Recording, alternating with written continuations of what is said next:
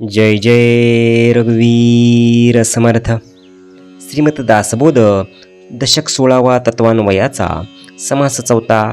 आप निरूपण नाम श्रीराम समर्थ. श्री रामदास स्वामी या समासात पाणी या तत्वाचे भौतिक आणि आध्यात्मिक विश्लेषण करतात. ते सांगतात की पाणी हे सर्व जीवांचे जीवन आहे आणि ते चराचरात भरलेले आहे.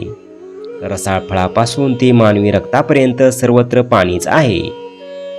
मात्र हा विस्तार सांगण्याचा उद्देश हाच आहे की साधकाने या स्थूल तत्वाचा म्हणजे पृथ्वी, आप, तेज, वायू विचार करत करत त्यांच्या मुळाशी जावे. पाण्याचे मूळ अग्नी, अग्नीचे मूळ वायू आणि वायूचे मूळ परब्रह्म आहे. सृष्टीचा हा पसारा पाहून त्यातनं अडकता या सर्वाच्या पलीकडे असलेल्या शाश्वत परब्रह्माला जाणावे, हाच या समासाचा मुख्य भावार्थ आहे.